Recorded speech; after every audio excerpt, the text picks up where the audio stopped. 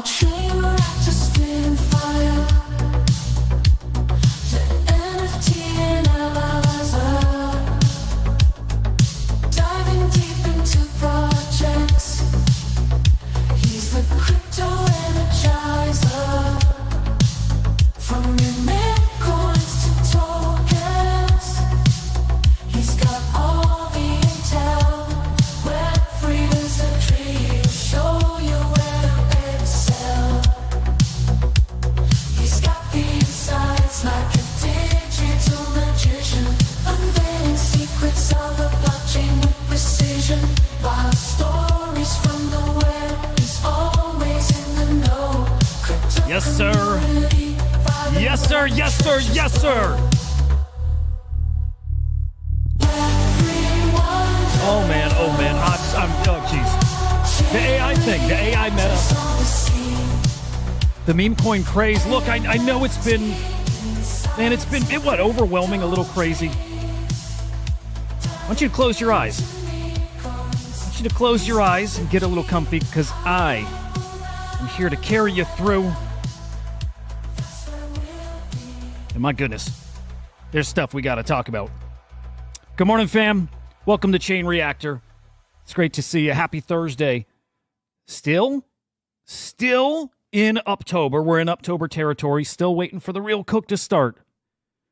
When is it coming? Is it coming? I think so. I certainly think so. In the meantime, while we wait for Bitcoin to really set this place on fire, we dabble in meme coins. We're keeping up with the meta and trends. And yeah, let me tell you, the AI meme coin craze, it's not over. In fact, I would argue maybe just getting started. Goat has my spidey sense tingling. And of course, we're looking all at the auxiliary plays. Who are the copycats? Who's going to blaze their own path? And there certainly are some. Look, we're going to get into today's top crypto stories, NFTs, the macro headlines. But I want to start by putting something right on your radar. Because look, as we go through our stories today, put this off to the side. Do a little digging, right? Start digging through the charts. I want to put AI Crystal Node right on your radar this morning as it was put on mine. I'll preface this by saying NFA never financial advice here. In fact, I recommend at most just listening. Maybe after listening, you take the next step. Do a little digging yourself. I like to put things on your radar that I'm interested in. Nothing more. Not financial advice. This is not investment advice. Maybe one day it will be. Join it. Good morning, man. AI Crystal Node, the latest, hottest AI token, created just this morning, and you can see already off to the races here. $6.75 million market cap. I'm in somewhere around 4 mil. We may circle back to this too, but I want to at least tell you why I'm looking at this one. Okay, it looks like an actual AI product, although half of the things out there are a LARP. This is the account it originates from. Adam Kasprowskis. How'd I do? That's simple. Some kind of AI product. We're talking nodes. Launched a token having to do with it. Man, look at the engagement with his tweets already. Really, really young token. A ton of engagement on the tweets. A lot of people looking at it. It's already making its waves, in the let's say the Telegram groups. A lot of eyes on this already, and I think that's why we're seeing volume like we're seeing over here. Keep your eyes on it, guys. What sold me on this, and I don't want to say I'm sold. I don't know that there's any great substance here. I don't know. Nobody knows. But I'll tell you at least what's got my attention here is who's following. Follows plenty of accounts, right? But Marc Andreessen following that account, who you guys know invested in the, what is it, the Truth bot? Basically, the bot that's behind the Red Hot Goat token. That's simple. That's it. That's enough that makes me want to throw a little something, do a little gambling. And of course, it's pretty clear others are doing the same thing here. So putting that on your radar, keep an eye on it. I'm not telling you to go put anything into it, but keep your eyes on it. There will be other winners this cycle in the AI tokens. Don't know that it's this one. I don't know that it's not. We also have the newest cutesy little AI, excuse me, not AI, but the little cutesy, I don't know, animal. I think that meta's cooked, by the way. This is Basco. $2.6 million market cap. Got as high as, I think, 7-8 mil. This looks pretty well cooked, man, as is Mudang. I don't know. Mudang's still got to get that listing. But, again, I want to put these on your radar, these new tokens. Because you see people all the time out there, and especially today we're seeing stories of people who got GOAT early, got in, sub 1 mil, and all of a sudden in just a week, these people have made $1 million. For that reason, I put these on your radar early. You make the decision if and when you get in, but I want you to see them as early as possible. So Basco, the newest cutesy animal. This is a little cutesy little lion. Look at GOAT. I'll come back to that. This is a little cutesy little lion at Animal Kingdom. That's simple. It shows maybe people are still itching for that meta. There's a lot of bag holders in Mudang, so you never know. You never know here. But keeping that right here in front of you. Cosmo, good morning. Benny, good morning. I don't know. I don't know if any of these are cooks. I do know that Goatius Maximus is the real deal. That's a real deal meme and honestly movement. And you can say movement because it spawned all these copycats. That's a real deal token. And in the Spidey sense is, man, it's coming on really, really strong. Really strong. I'll tell you this, man. I'm not going to be shocked to see this one a bill plus. And I've said that about other tokens. I've said it about Mudang. Still won't be surprised with that one, with the Binance listing. But Goatius Maximus has a really strong narrative. And I argued in a group chat yesterday, I think maybe one of the best narratives in any meme coin. Any. I mean that. In any meme coin across the board. And I'm going back years. Goatius Maximus has got maybe a top 2-3 story. It really does. It really does. Because we were all looking forward to the point where AI really takes over and AI starts trading and AI really starts driving the market. This is the first of many examples of that. And I think this is a big one. A big, big, big one. This is the creator of that bot, by the way. If GOAT hits a $500 million market cap, again, yesterday, $350 million it hit. All-time high yesterday. Incredible. You have to pay attention to these kind of things. That token's not done. Everything is kind of pulled back. GOAT, while everything else pulled back, hits all-time high. Wild. If and when it hits 500 mil, and it will, we're going to be looking at the first AI agent millionaire. Expect to see a lot more of that. Better believe we'll see a ton of that. I mean, it is AI taking over. And we all thought it was coming. We all did. Yet it's here. Incredible stuff. I really, really love it. All right, let's get into the market. A little of my feels today, thinking back to really a couple years ago, thinking back to when I got in this space and how overwhelming it was. There's so much to learn. There's so much new tech and terminology and learning a market. I was thinking about this the other day. I mentioned a comment I got on a YouTube video, and I loved the comment. It was good. It was really good feedback. And he was talking about maybe needing to dive a little deeper, do a little more research about certain topics ahead of time. And I totally agree. But it got me thinking, my background is as a collector.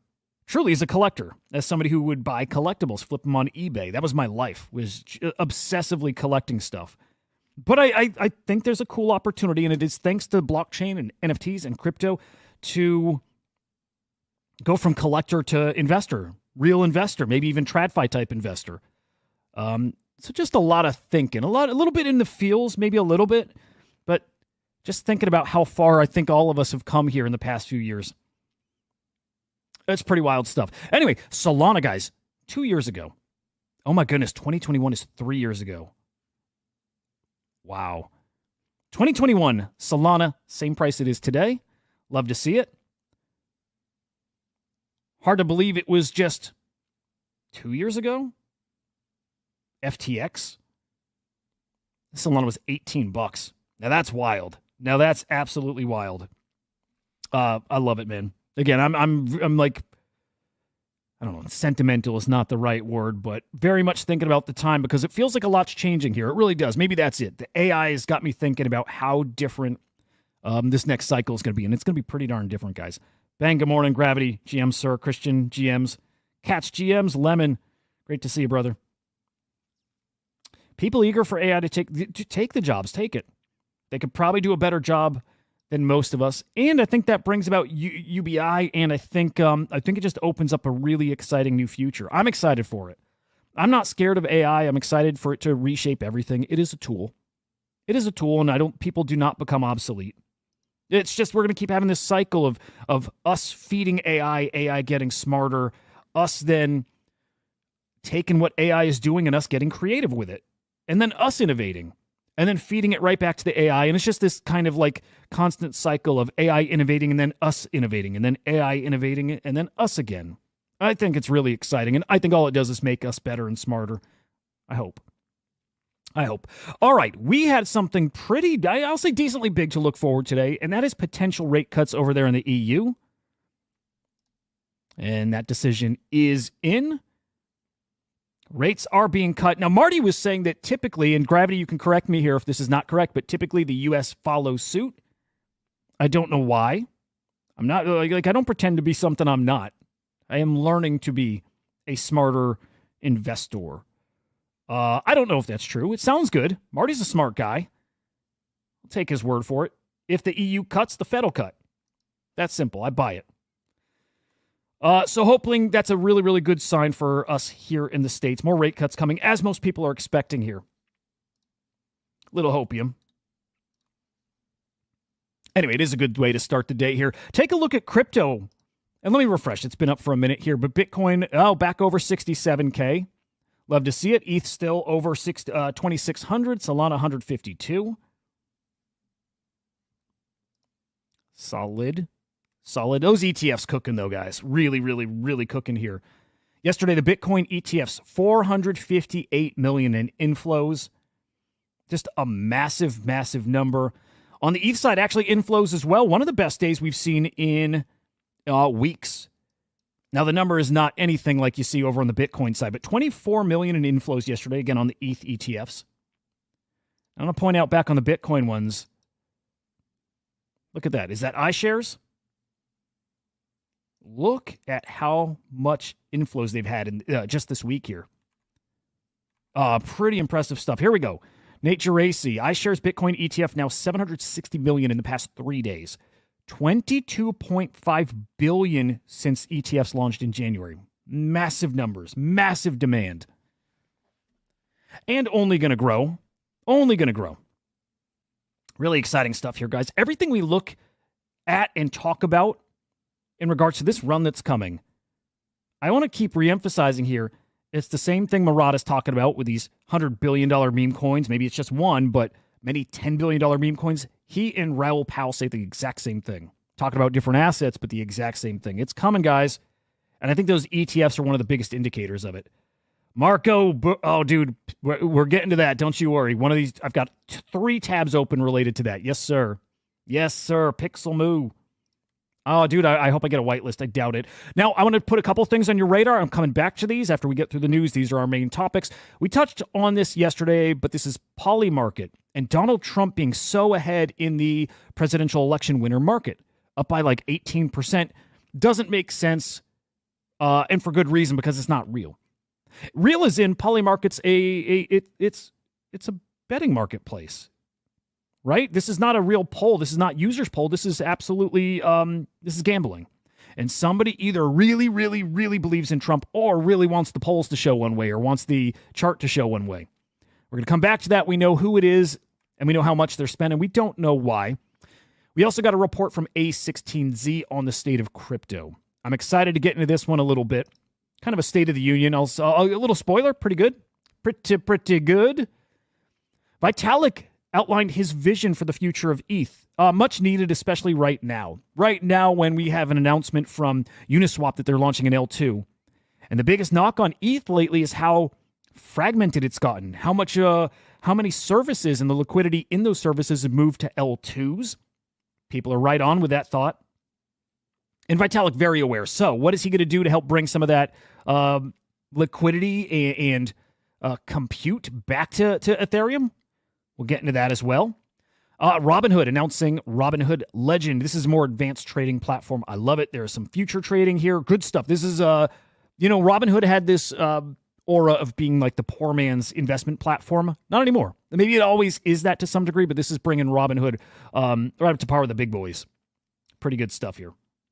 Pretty good stuff.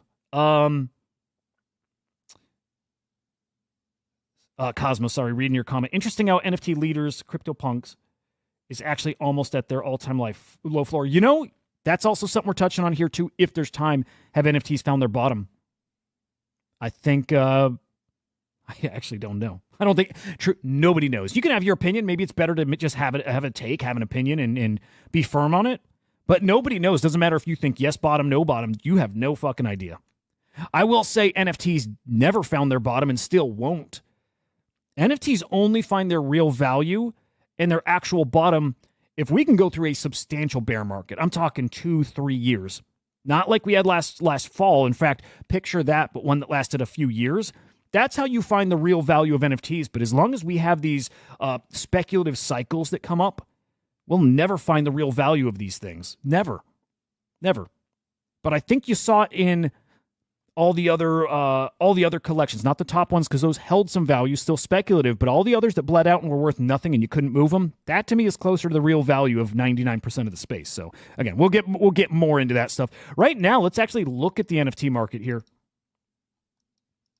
Decent, really, honestly, guys, a really, really solid few days of sales here. Let me refresh this too. Really solid few days. By the way, guys, smash the like.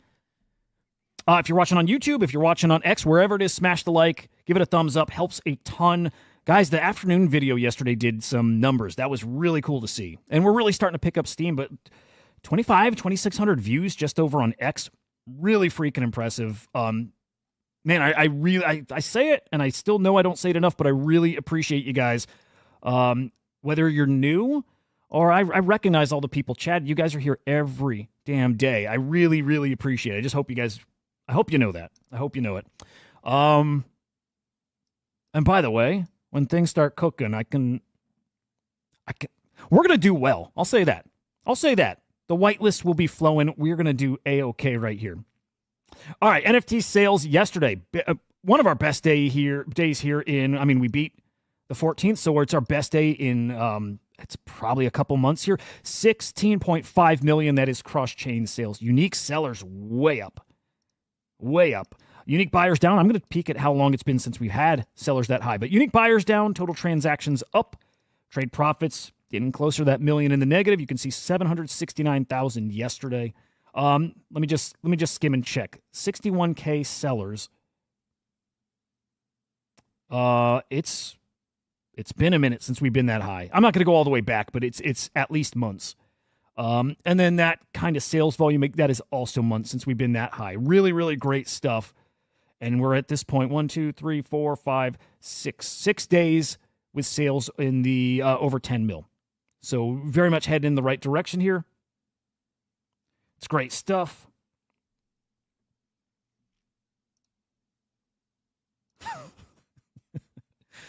Oh, man. Good comments always kill me.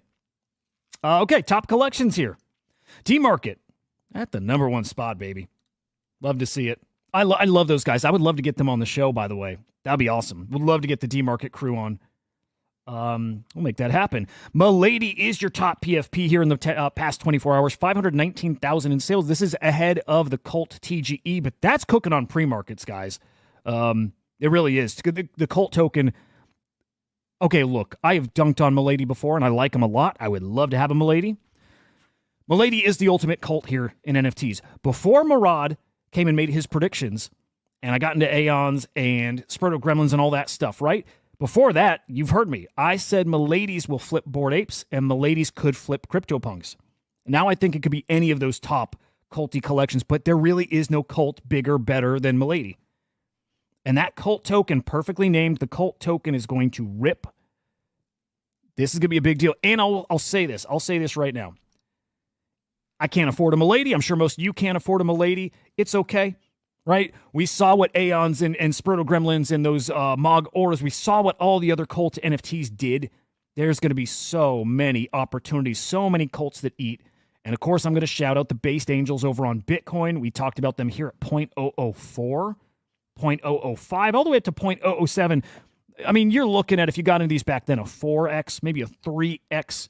And I think just to start, Bas Angels, I think, and NFA again, But I think Bas Angels are going to easily be 0.1 Bitcoin. When that cycle really heats up, the cult meta really cooks. They're the one on Bitcoin, and they're so undervalued.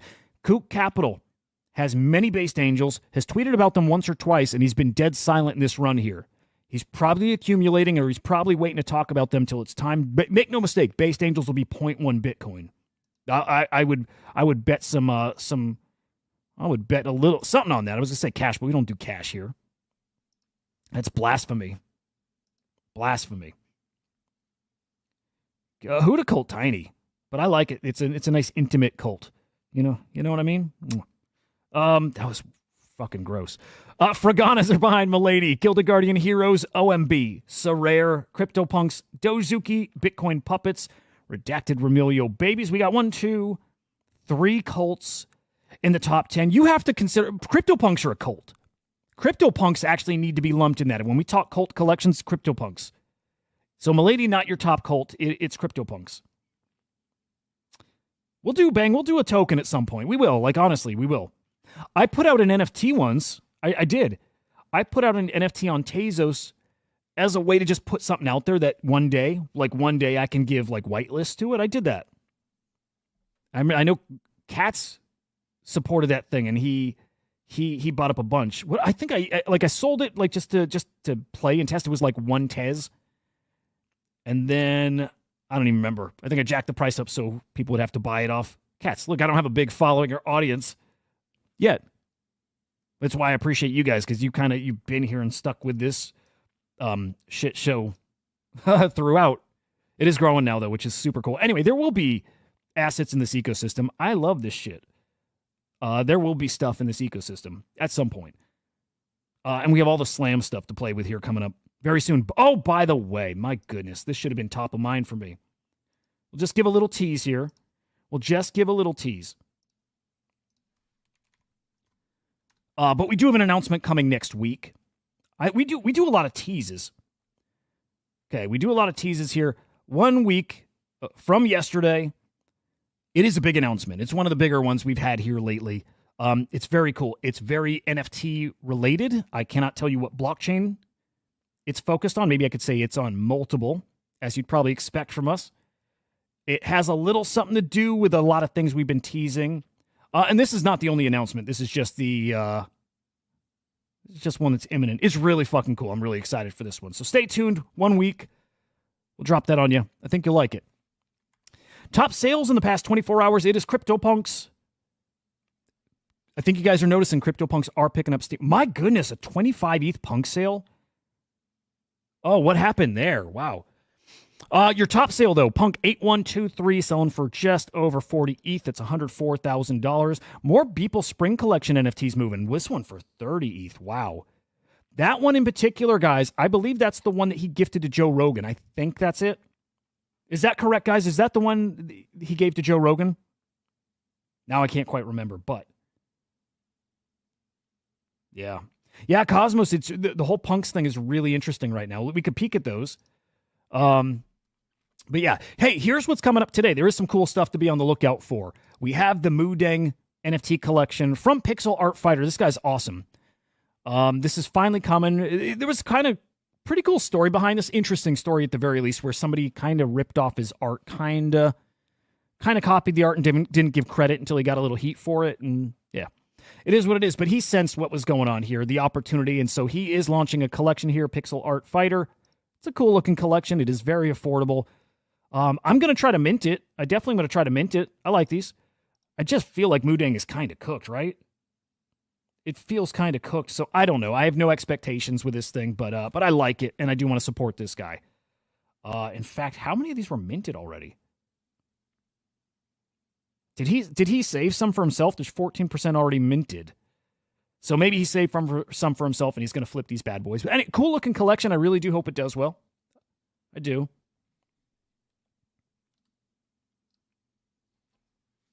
Good luck to him, and good luck to you guys, being able to mint those too. They're great.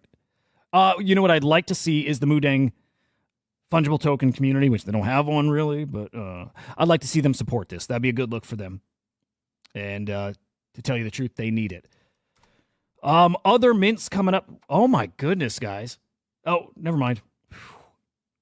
Eyes played tricks on me. I thought Based Angels were I thought it was 0.019. I saw everything wrong there, but Based Angels, the number one collection. That's incredible.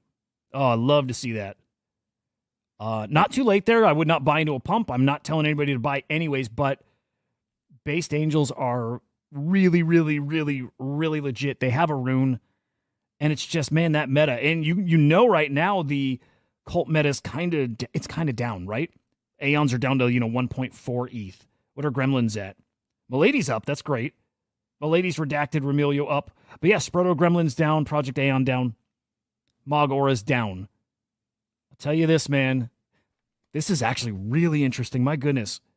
We've always seen Milady's move opposite Bored Apes and, like the blue chip NFT collections. I wonder if Milady's and the other cult collections also kind of move opposite, if there's like a different kind of cycle happening now. This is really interesting.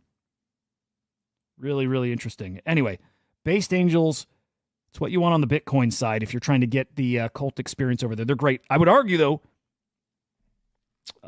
Honey Badgers are a better cult. They just are. Honey Badgers are just an amazing cult.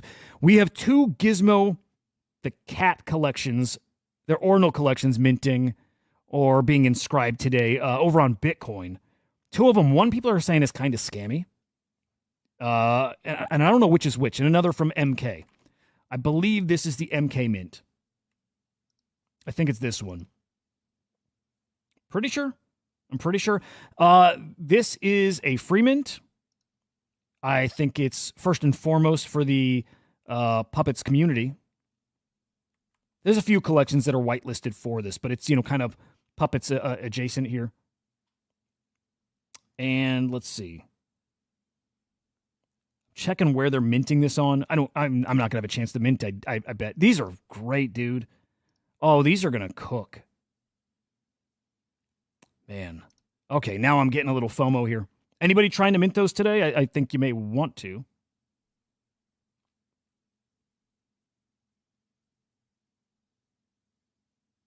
Wow, Cosmos, they're still at 25 ETH, punks? Wow. Remind me, did they get as low as 20? Didn't they touch 20 ETH? I think they... Yeah, they did. They touched 20 ETH earlier. That was over the summer, August. Wow. That's wild. Everything's overpriced still. Did they... So, kind of getting back to that conversation... Did we find the bottom? I don't know. What I do know is everything overpriced? Yes, absolutely. Even Crypto Punks, everything is overpriced. You cannot change my mind about this time right now. Like 10K collections, I don't care who you are. 10K is too big for the prices these are at still. That's Punks, and it's Bored Apes, and it's Doodles, it's everything. Although Doodle's a little more reasonable, like considering they're doing shit, and they're 2-ish, 3 ETH. But 10K is way too big. Everything's way overpriced. Doesn't mean we haven't found a bottom, but way overpriced. Anyway, that mint's coming up in 2-ish hours or so. I would definitely try to get this. I just don't think any of us, if you don't have a whitelist, are gonna have a chance here. Like zero chance.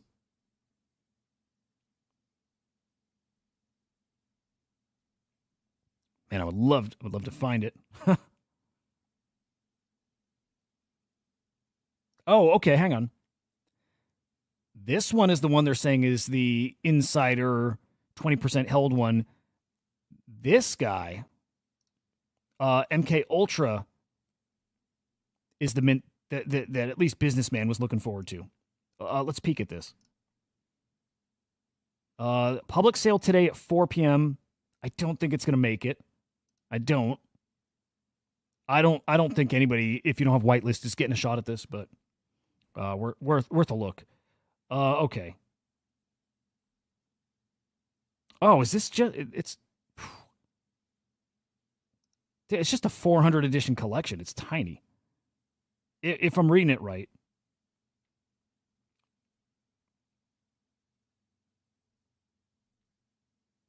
Yeah, wow.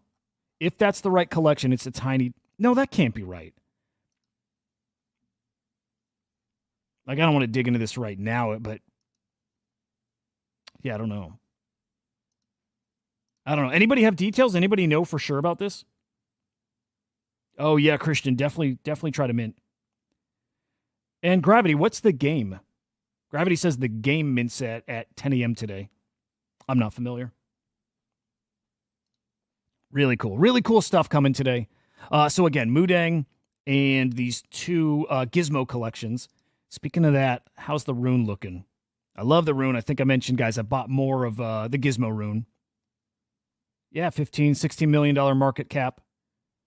Red Cat Romeo, Vrew. Good call on that one. It's probably a 3 or 4x from where you called it. I think at least. Really good call. Yeah, rune's looking solid. Looking really, really solid. I'm excited, dude, especially the swaps. Magic Eden, by the way, has tested the swaps. They've gotten a transaction through. It's working. Very, very, I think we're very close to the swap platform launching on Magic Eden, which is really going to open things up. All right, good luck if you're trying to mint that collection. I think it's going to cook. I really, really do. Other things on sale today. This might be the only other thing on my radar. But the Crypto Punks free to claim book, which is not free, is $100, is a terrible look. Bad market. This was earlier in the year, some of the fumbles, like the Super Punk World stuff. And then this book, it's not smart. That said, people will buy it, and it is for sale now. I don't think you have to be a punk holder for this, by the way. It's open to anybody. So if you're interested in a Crypto Punks book, I think it tells the story. It's got interviews with some top punk holders. There you go, $100. Nice book for your coffee table, at the very least. So pretty cool. Now, yesterday, some really fantastic mints. In fact, I'm really looking forward to Jared coming on here today. Need to get him the link. Jared, if you're watching, I can't freaking wait, man. Big mints yesterday. We had the Boca Lamp Mint. Really incredible. Sold out so quick. In fact, was this 2 days ago at this point? I don't know. No, it was yesterday. Wow, time's flying. It's all a blur here. But anyway, lamp sold out, 20 editions. Beautiful, beautiful stuff.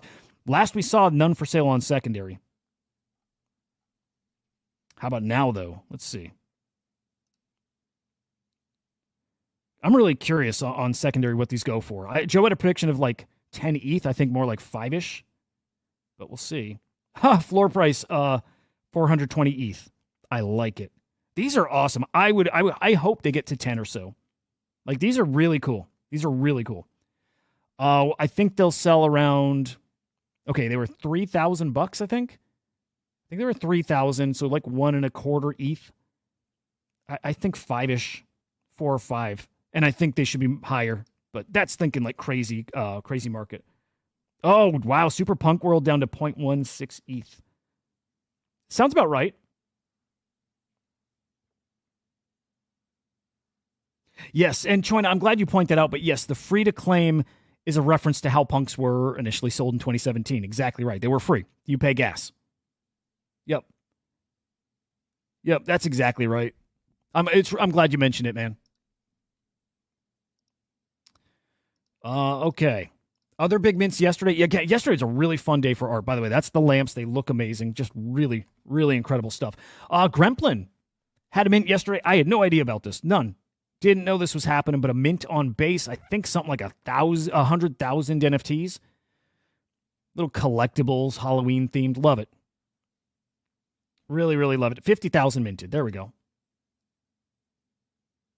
I'm assuming they were super affordable. Yeah, there you go. 0.0006, maybe another zero in there, but yeah, really cool. Totally missed it. Didn't know that was even happening, so GG's to Gremplin. Def Beef had his mint, which closed off after 100,000 mints. Really, really cool. He will open that back up, so if you did not mint, like me, who thought it was just going to stay open kind of permanently, it's not. He'll turn that on and off as he pleases, but great to see Art just having a day yesterday. And I do think an art cycle and art meta is coming. My favorite thing that happened yesterday, I would have assumed it was Boca and the lamp, but it's not. My favorite thing all yesterday is Die with the Most Likes, notable Pepe piece. Yeah, look at this. It's so incredible. And just all the feels right in that one. Pretty great. Now, I wonder what that's doing on secondary. This got as high as, I believe, 0.6 or so. And this guy's great. I don't know. Yeah, I think 0.6. It got down to 0.3-ish. Again, I wonder where it's at now. That's one of my favorite pieces he's ever done, ever. I mean, just amazing. Let's check Magic Eden. Yeah, 0.35. It's great. Edition of what, 100 or so? It's a great piece. Yeah, absolutely freaking love that. All right, let's get through the rest of the topics. We are then getting back to the A16Z report and Vitalik. We'll talk the Trumpy stuff too, because why not? Azuki recently had an update on their platform, on their website, where you can kind of change the background of your Azuki PFP. Now, Azuki's been invited to the abstract ecosystem. Love this. Granted the elite Chad role in their Discord, so they're in great company there.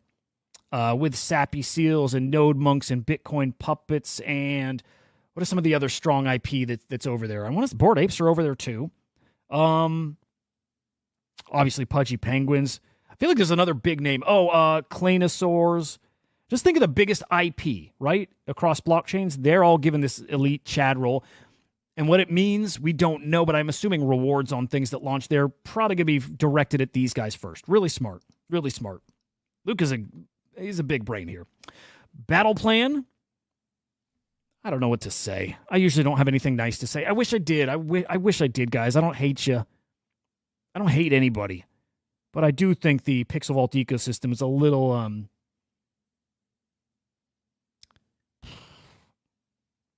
It's hard to put in words what they did. It's not a rug. It's not a bait and switch because I don't think anything was malicious, but did not deliver what they said they were going to deliver, and a lot of people, like I'm not saying anything new, but a lot of people put in a lot of money for something specific. They didn't even attempt the thing. They just decided to not do it and do this game. Anyway, now they're over there in the Ape Chain ecosystem. Battle plan now being infused. Potentially, it sounds like there's a proposal in the ApeCoin DAO, but a 50,000 ape, maybe integration into the game. So play the game, earn ape or ApeCoin. That's cool. It's cool. It's cool. It's fine. It's cool. This, actually, I probably should have had this much earlier. This is actually a big story. I think it's a big story. Faraway. Remember Faraway, who Yuga Labs gave or sold their Legend of the Mara IP to, Heavy Metal. I don't know I can't remember Shatterline. I don't remember that. Dookie Dash, those are all Faraway. It's Faraway IP now. It's not Yuga Labs. Launching their own blockchain, guys. Kind of a big deal. Kind of a big deal. I didn't know how Web3 NFT focused Faraway would go. It seems like they're going pretty focused, having their own chain. Yeah, this is an L1 on Avalanche.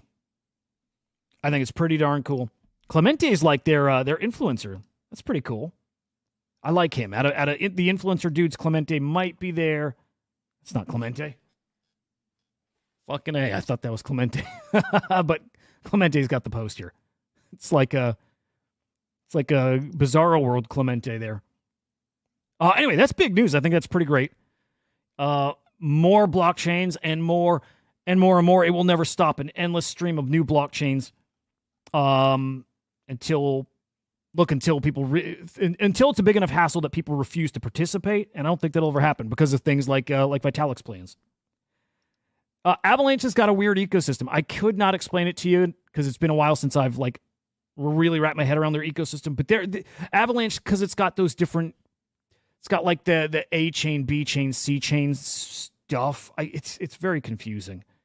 But you can have what they would call an L1 over there. I'm trying to think of another an analogy because I think Polygon does not the same. There's another blockchain that does very similar now, where they don't call it an L2. Yeah, there's something I should dig in before I open my mouth because I sound like an idiot. 6-hole. Yeah, I like that. Vitalik should have stuck to Bitcoin. I wonder now with maybe OpCat and the programmability coming to Bitcoin if he wishes he did. I doubt it. We would like it for him to have stuck to Bitcoin, I'm sure. All right, last couple of stories here. The Pudgy card game, it's called Vibes, partnering with eBay to launch their physical cards. These are physical. I'm assuming they're all backed with NFTs. It's pretty cool. Who knows? I think it's cool. Seems cool. I like anything Pudgy. Yikes. What are they doing here? They're breaking over boxes, cracking packs live, selling. Okay, they are selling these right on eBay. So selling the physical cards. Are there NFTs anywhere in this? I would assume so. You know, like a digital counterpart so you can play online. I'd like to see some gameplay footage too. No idea what the gameplay's like. Is it Pokemon-ish? Kind of looks that way, feels that way. Pretty cool. All right. That was our top stories. I do want to peek. We'll get to this conversation. I want to peek at, there's AI Crystal Node. Okay, cool. Dumps after we talk about it. Good. Real good.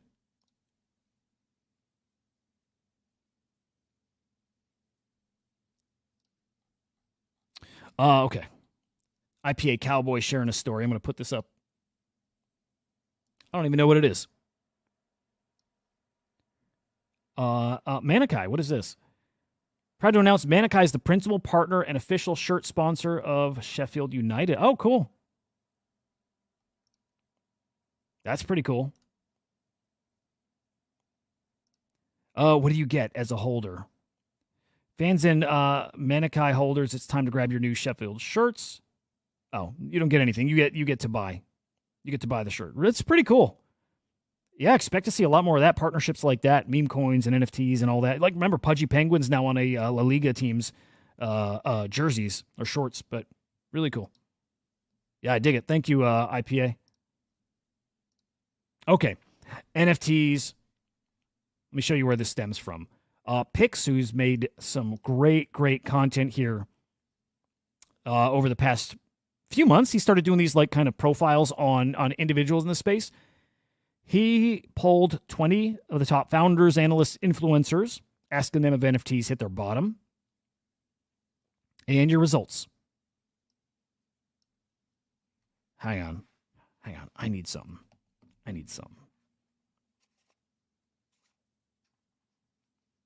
Okay, you know what?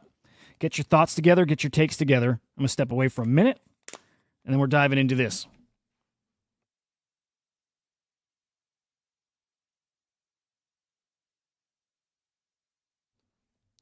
Okay, I was muted. Get ready. Do a little prep. You got like a minute. Have NFTs found their bottom? Yes, no, why? Make your case here. I'm stepping away for 1 minute.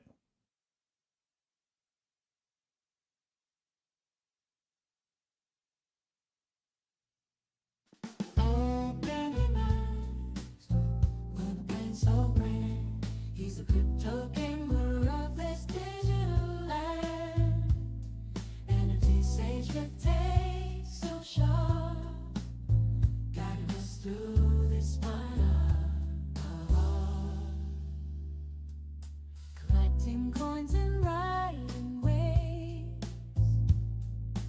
Beanie Mac shows us how to be brave. Smart influencer in the cyberscape. With witty tips, we reshape our fate. Beanie Mac, oh Beanie Mac.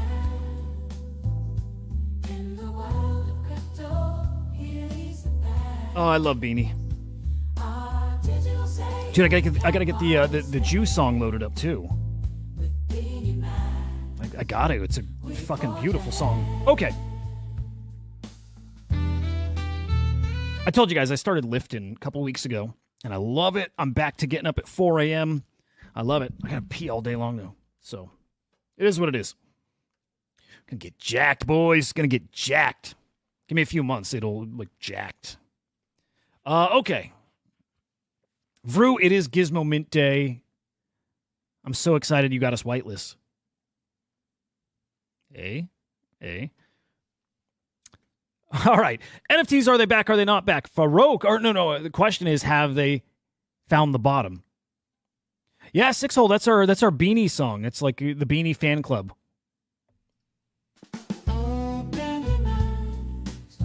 There it is. Yeah. Okay. NFTs found their bottom. Yes, Farouk, 100%. NFTs have bottomed. I'm trying to remember. I think I said we hit the bottom weeks ago. I think, when was it? Was it the Eggman? Was it the CryptoKitties Eggman? I think it was right around then. And I said, yes, bottom. Soul Jakey, 100% yes. I don't know who this is. Shan? Who is Shan? I've never even heard that person before. 90% yes. Loki, seen the PFP. I don't know who they are. 80% yes. I want to make sure the question, did NFTs bottom? Okay. By the way, I'm going to get this link out to Jared so he can just hop in when he's ready.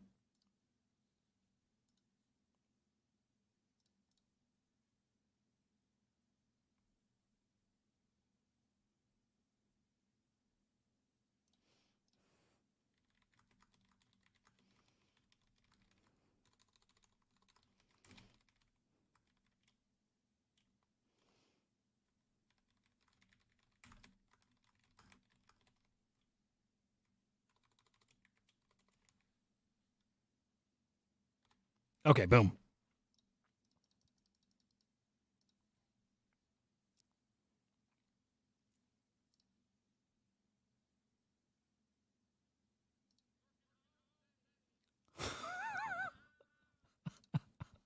Oh, no, I'm not going to put that on the screen, but wow. Okay, Inverse, bruh. 80%, yeah, bottom. Kermit Crypto, 80%, yep, bottom. Leon, oh, I like the Leon guy. He's awesome. Yes, Leon, 80%. Zeneca, 75%. This is where we start getting a bit in that like little confident shook. Zeneca, 75%. Min Dynasty? I don't know if, yeah, whatever. Easy, Legendary, Rasmer, 70% bottom. Okay, now we're getting much lower here. D's, only 69%. I don't know who this is. Abi? I don't know who. I've never seen that name before. Abi, 65%. Shiv, I like Shiv. 65%. Alex is building. I love that guy. 60%. Beanie Max, 50%. This is where I probably sit at this point. 50%. In anybody, you should only be at 50%. Well, actually, let me see your guys. Hang on. Okay, hang on. I don't believe you, Lemon. I don't think I said it that day. Shan is the founder of Jerison, which great project. Okay. All right, good stuff. Jupiter launched Ape Terminal. Interesting. Oh, shit. That's what Rasmer's been teasing here. Interesting. I'm going to pull that up here. Okay, guys. We found the bottom, yes, no. And what percent? I don't even know what the percent would mean. Like that you're 50-50 on it? How we found the bottom and how confident are you in that? I want to see this in the chat, guys. Drop it there.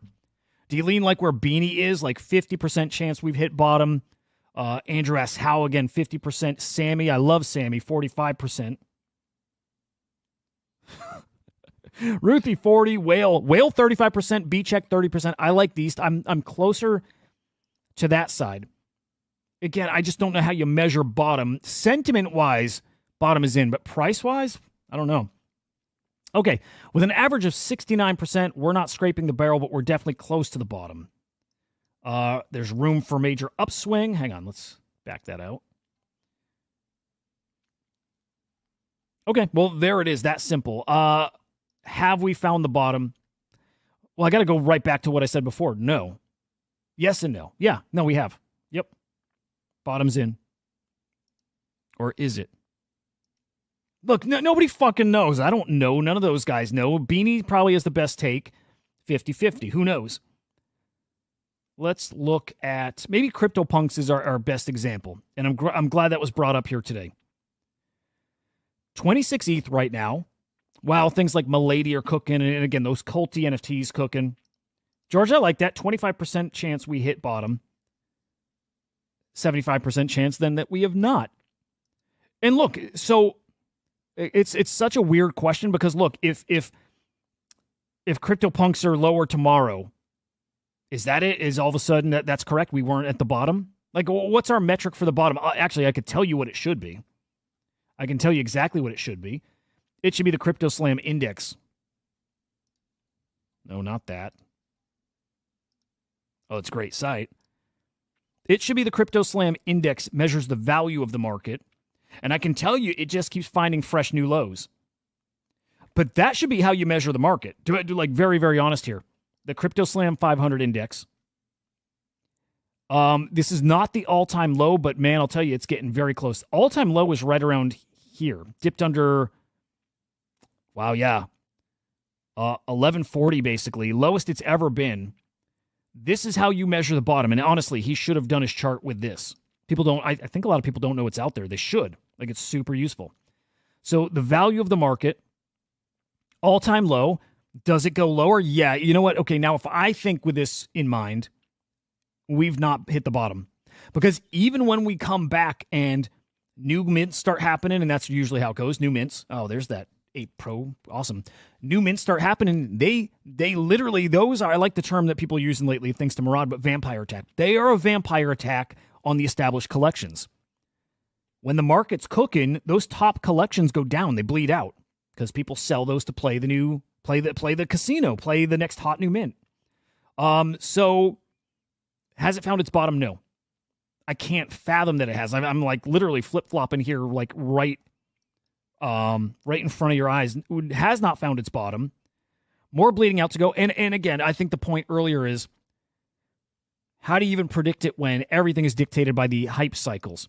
And if we get a little hypey, well, then everything up. If we get a chance to really find the value of these things, like, what's somebody really willing to pay for it when they don't have a ton of money, when they don't have tons of disposable income? What's the real value of these things? Man, oh man, oh man. I would hate to say what I really think here because it's very low. Maybe like average price of NFTs is like $5, maybe. And, that's considering there's like 1 billion NFTs out there, and there really are. But I cannot fathom that we found the real value of these things yet. We found a bottom of the cycle. We have not found the bottom for, price discovery. Still, this actually feeds into the argument why I think the Bitcoin ordinals have such a higher ceiling right now and will probably outperform this cycle. Bitcoin never did find the top. Hey, it's not old enough to have really lived out a cycle yet. ETH, on the other hand, did. Christian, I think most NFT projects will continue trending to zero. Yep. As they should. The best ones may have bottomed already. I like that. I like that a lot. So do we get the inside scoop on the upcoming SlamNet announcement? Ooh, I wonder how teasy I could be. It does involve something on the screen right now. I could say that. I probably can't say that, but I did. Cosmos will know once crypto goes to all-time high. If most big NFTs don't follow like last cycle, it could definitely kill most of them. Or do they follow? It's a great point. What's your hunch? Mine is, I think, what everybody expects. If the market pumps, which it should, everything pumps. I'm less and less convinced, though. Again, I'm a little flip-floppy. I'm less convinced that we get NFT supercycle this time around. In fact, I can't see it. Where most of the year I was saying this period right here is mirroring this period and that we have all of this to come. I think we'll get a little of that, but where I was saying we will get an astronomical version of this, like if you just look at how much bigger this period is than this, I kind of figured the next run like that will also be that much bigger. But I don't think that's this cycle. I think we're a whole cycle away from that. A whole cycle where we're going to have literally a repeat of 21, 22. Same type of things. Voxel assets and wearables and collectibles and metaversey kind of stuff, right? I think we get that. And I think it looks very similar to this run. Very similar. Almost a mirror image of it. So I think we get that. It's not this cycle. It's too early. These metaverses don't even really exist. They exist like other side, but nobody's ready to spend money in them, especially after we all got wrecked on land. And again, the voxel asset's not worth anything. But this comes back. And I can't wait for it, too. It'll be a lot of fun. We'll see a cycle like that. Again, same kind of assets, same crazy speculation on it all. Oh, it's going to be so fun. But this cycle here, like 25, I don't think so. Pixel Moo! Is that whitelist or is that public? I really do. I am going to try to mint one. If it's public, I'm going to mint one. Okay, public starts at 10 a.m. Yeah, oh, dude, at 0.05, I'll mint a few if I can. Oh, hang on. Does public start in... Okay, public is in an hour. All right, so we got time. Get ready for that.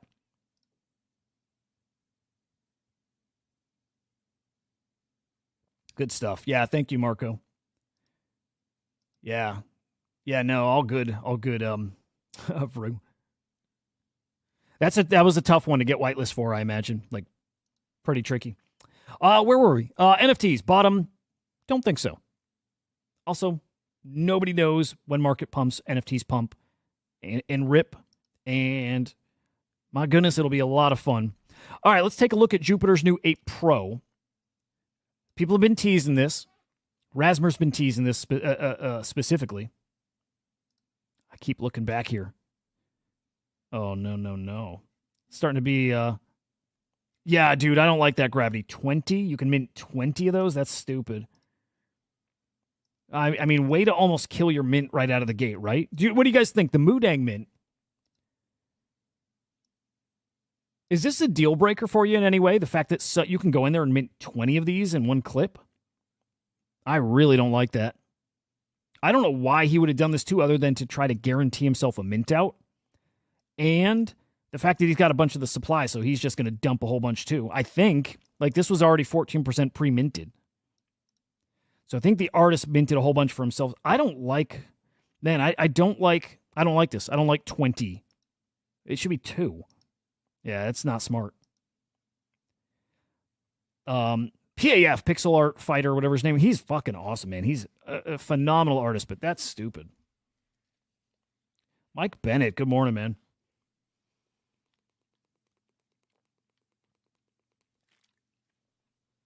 I don't like that at all. That almost makes me not want to mint, but, you know, for 0.05, I'm going to if I can, but that's really dumb. I can't fathom why you'd do that. Do not like.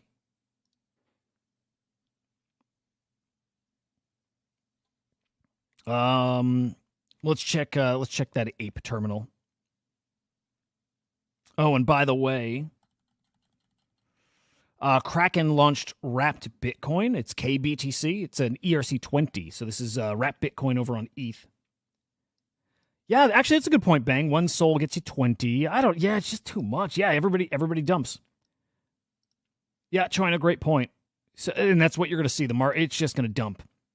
You'll get these, I guess, under mint price, I guess. I mean, we'll find out soon, but I don't like it. And yes, I'll try to mint. Yeah, I have to. All right, Jupiter announces 8 Pro. It's a meme coin terminal powered for pro performance and mobile convenience. Let's take a peek. Hang on, do we have audio? Hang on.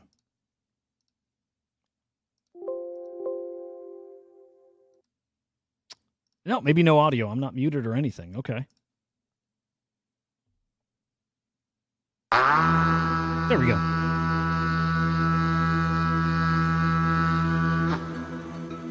Oh, wow. Like 1 click buy. Okay.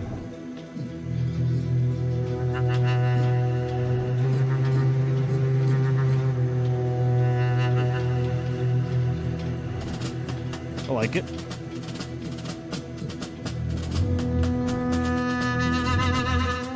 Dude, I like it. I you know, what's got me really aping into stuff now is the Trojan bot. Right? Like, I freaking love the Trojan bot. It's so easy for me to buy meme coins now. It's click and buy. Just 1 click buy. It's pretty freaking incredible. Yeah, I dig it.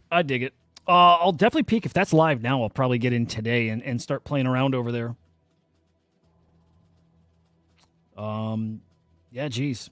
That's pretty darn cool. I think this is going to cook. Again, they got the influencers on board to pump this thing, so it should do well. Jay freaking Squiggles in the house. Let's get him up here. Ba-ba-boom. What's up, man? It's good to see you. Dude, I love it. Jay Squiggles. The best. I need to go buy that ENS real quick. Dude, I can't imagine it's taken, right? No. I haven't looked it up, but I imagine it's not. I actually just re-upped my, I let my ENS expire, and I was able to, like, catch it in the grace period, but I have squigglemaxi.eth, so. Oh, it's beautiful. I love that. Choina, let me peek here. No, so far this morning, no. I've not been able to get past, like, activate or mine or whatever. Let me check. No, yeah, they must be pushing some kind of update here. So no luck. By the way, Choina, what are you up to? What's your how's your warped pond balance looking? I'm having a fun with the thing. I mean, as simple as it is, clicking mine and that's it. But round the clock. All right. Anyways, dude, fun out there right now. But hell of a week for art, huh? Yeah, I was just starting to like compile my list this morning for my Friday show, and it was like Jesus, like there's a lot going on. Yeah, one of the coolest I can remember, like maybe almost of the year, like that. I think that fun of a week at least. Well, let me back up, man. How are you? What have you been up to? I'm doing well, honestly. Just been busy, right? I'm with 8nap art. I've just been like focused on like 2025 Marfa for anybody who is going or would like to hear me just gloat about Marfa. It's just strategizing, man, but feeling good. I've got like a dedicated marketing person. Oh, I should plug my own stuff now. Yeah. 8nap_art is I've had it for a while, but it's the official 8nap art. So trying to boost some followers in that direction, but a lot of announcements and 8nap related stuff will be focused there instead of through my personal. So we're going to try to run some concurrent brands, but yeah, love it. Just building, man, building and scaling. Anything exciting coming up here? I haven't done the exact date, but either next week or the following week, there's going to be an edition released by Jake Inez.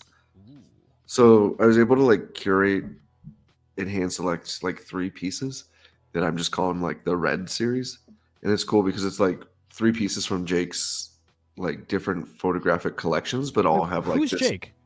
Jake Inez. He's a photographer.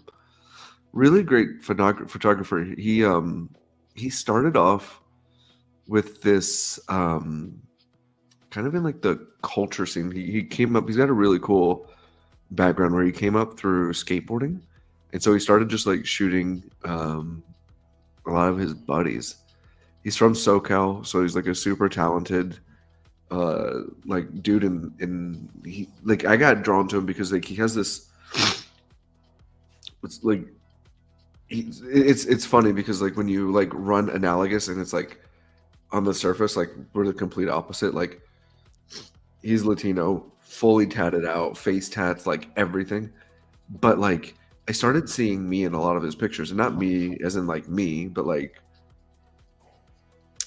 there's a particular bridge. I used to live in a little town in San Diego County called Oceanside. It's the northernmost beach city in San Diego County. And it's just like this little overpass for a train. Very, very niche location. And one of his Genesis super rare piece was this. And I was like, dude, that's interesting, right? And then he's got this really other cool piece where there's one basketball hoop basketball court on the main beach of Laguna Beach. And he captured this like brilliant moment of like a kid like shooting basketball, but like it's got this beautiful backdrop. And I was like, dude, is that Oceanside? He's like, yeah. And I was like, is that Main Beach? And he's like, yeah. And we started just going back and forth. But you can see some of his culture there. Like that one right there, the Echoes of the Past, I just think is like a brilliant shot. Like somebody skating down, in LA. So I don't know. I was really drawn to some of his work. And then unfortunately he had a wallet hack and somebody got all of his ETH. So I wanted to help him out, so I did pre-purchase some of the rights to 3 of his photographs, and nice. I'm gonna give one away to my 8nap art pass holders, and then the other 2 will have like an addition of like 20 or 30. Yeah, that's his Genesis piece, Arrival. Yeah, love it. Man, I don't know. Oh, so like, the hack was recent, huh? Oh, that sucks. Yeah. So I bought the rights to 3 of his pieces, and I'm just gonna release them on 8nap. And we did this cool thing. Like once I recoup the initial revenue, then we'll split the revenue on the upside. So just anything to like give back to him. That's awesome. Oh, that's so cool, you man. Really, really cool, man. He's fucking fantastic. Jeez. Yeah. Like it's they're very like simple, and I mean that as like a compliment, like because it's like it, at least being an amateur photographer at one point in my life, like I look at it, I'm like, oh, I could do that, but I'm like, could I? Right? Like it's like I think that's the brilliance in art sometimes is when it becomes relatable because it's like it's so relatable. You're like, oh, I can do this, and then like you start to do it, and you're like, oh wait, Yep. I can't. Like my aperture's off. Like he's It's just when got you enough. start learning the craft, when you really dive in and try to recreate what somebody else does, right? Yeah, and I think he captures this culture thing like extremely well. He's a very in tune person. He's just you know he's I appreciate him as an individual. He's very like approachable. He's very like he was up in my DMs all the time, like just trying to like connect. So he's like a hustler too, I love and that. I love that, right? But he's like hustling, but not in like the buy my shit, buy my shit, buy my shit, in like a like very genuine fashion, and it's cool to be a part of that. Dude, like networking and stuff, like it's a skill people got to develop, and if they got it, man, it's a great skill to have. Aaron, he's a San Diego County resident, 6 hole. Did he grow up near Solana Beach in San Diego? The place Solana was named after. He's asking. I don't know that. I want to say it was actually Oceanside, which is why he shot that one overpass. Okay. But and then he's in LA right now, so Okay. Man, super cool. Photography is another one of those like genres where I didn't understand it at all. At all. I just didn't get it. And I liked it. I always appreciated it, but I didn't understand it. And it's like similar to like AI art. The more time you spend with it, the more you start getting it. I don't get it at the point where I can probably use words to describe the things I like about it and what I see that probably takes that special eye and the talent and so I can't put it into words yet, but I'm at the point where I can see it and I can understand what makes it really cool and different and great. And it's one of those things I like. I almost try to I pick certain things to spend more time in with, like, so I can actually learn it and understand it more. And photography is that. It's just that. It's something I want to have a much deeper understanding of. But man, he's again fantastic. yeah, it's just something about it that like I don't know about like even if you scroll up a little bit, like that one piece, like he captured this like beautiful right there, like with this beautiful moment. It's like the little details that he has, like rooftop skateboarding. That's like very counterintuitive. But even like just the dude looking up at the airplane and catching like just as it comes into the frame, like I don't know, there's just something about it that like he captures these pieces that are very well composed. The photography NFT thing makes a ton of sense to me. It just hasn't taken off like anything else. So because it's not like generative art where it's like natively blockchain oriented. And quite honestly, there's been a little bit of, Kath is like really awesome. Like I call it like maybe digitally native photographer, but there's been some controversy in the past because like people have like put a piece on the blockchain and then like printed an edition at an exhibit and sold them, and it's like there isn't kind of like that. I don't want to say respect, but the exclusivity for like, hey, this photography is only going to live in this location, or this is going to be that. It still feels a little bit like the rules of engagement are yet to be, like fully like determined. That's very interesting. I had no business working with her, but it was a freaking honor. But Karen Mason Blair, amazing, iconic photographer in the grunge rock scene, and then over the past few decades, just like her work is in Rolling Stone magazine and all kinds of like just major publications. There's a lot of shots she has of like Kurt Cobain and Eddie Vedder and Lane Staley and all these guys that people recognize. Like you see the photo and you're like, oh my god, I knew that. That's part of my childhood, and it's hers.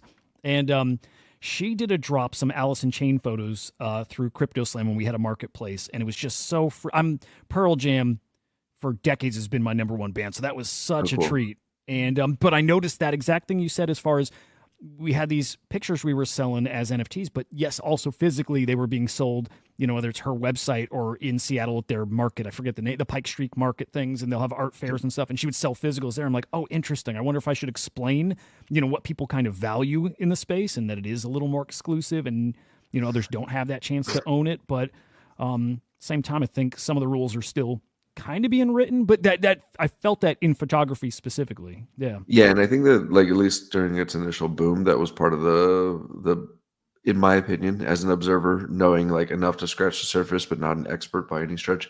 I think it's part of like what caused a little bit of drama and turned off a couple people. But then you got like Justin Aversano, who obviously did like some really amazing stuff with like Quantum and his own like collections. But yeah, I mean, I think that there's a really interesting there's just an interesting way. I think that like what's gonna become even more interesting is like because I'm trying to think of like where it goes is when there's a camera like somehow tied to the blockchain. Yes. And so like the actual piece is recordable on the blockchain and you're able to like go back to it and then almost like it'd be a really cool function to be able to like call it up. Like I imagine that's on an L2, right? Because you're not gonna be snapping a picture for I $100. think Solana might have it too, like native. Like there's a Solana photography platform, and I think it is similar. You take a picture, and it is like stamped on chain, and all kinds of metadata attached to it. But even location, time, date, all that stuff is a cool starting point. Well, I mean, it's in your photos anyways, right? Yeah, I yeah. mean, Put it that's on the chain. reality. Like whether you choose to admit it or not, like it's there. So I think that there's gonna be something about like like recording it on the blockchain and then like keeping it somewhere around there, or like being able to like have this like provenance that goes all the way back to the blockchain. So, anyways, we get off topic, but the big week in art, the photography is like a fun one, and again with 8NAP, my goal is to support all artists, not just like one or two. And Jake's, like, he's just a really good dude in general, and I love his art. And when does that drop? Not sure yet. I've done a bad job publicizing it. I thought it was gonna be 10/22, but I might push it a week. Okay. Well, coming still this month, it sounds like, but Yeah. We were just mentioning about the photography and again preserving things on chain. It just got me thinking. In A16Z, they had like a state of crypto report that came out. Yep. And in there with some of their bullet points, got me thinking. There's a little crossover here. Crypto could solve some of AI's most pressing challenges. Blockchain networks could help verify the authenticity of media, including deep fakes. That specifically, it's like that just seems like such an obvious thing for photos and know what the original is and when and where it originated, all that. So there's an obvious solution right there. So Yeah, it's very powerful, and I think I've made this analogy before on the show. Is like I feel like where NFTs are at, and even like to some degree, like the application of like blockchains is like Bitcoin in 2013. Like it's cool, people are starting to discover it, but the full potential and value hasn't been uncovered. It feels like no matter how much we want to will something to like be adopted faster, it's like these cases are going to have to play out in a very like natural fashion, and the adoption is going to be like it's going to be done at its own pace, right? Like yeah, it's financialized, yes, it's this, like you can listen to Pump and in others, but like at some point, like it's going to be like you're going to hear like, oh, Meta's using like a such and such blockchain with their new glasses to record stuff, and then you go, oh, like crazy, like that's when I think like a lot of the bells and whistles will go off for people of like, oh, okay, like this is a real thing. It's just not like funny money or something my crazy cousin invested in and now lives in the Bahamas. Yeah, it's a good way to put it. Man, we're still early. It's just what it is. By the way, guys, the Gizmo NFT or Ordinals, whatever, one of the two collections minting today. It's updated. It's not 420 pieces. That was updated to 10K, which is cool. Better chance that it hits public. This will cook. This will be a hot one. So keep your eyes on that. Whitelist starts in 45 minutes. Public in almost 6 hours. So we'll keep peeking back over there throughout the day. All right, let's get to some of the art mints this week. Close some tabs just so we can move. Okay. Yeah, starting here with the Bokeh lamps, which those went really quick. 10, 15 minutes, or was it instant? I wasn't watching live. In fact, I didn't watch live, but somebody said almost instantaneously. Yeah. So I would assume less than 15 minutes.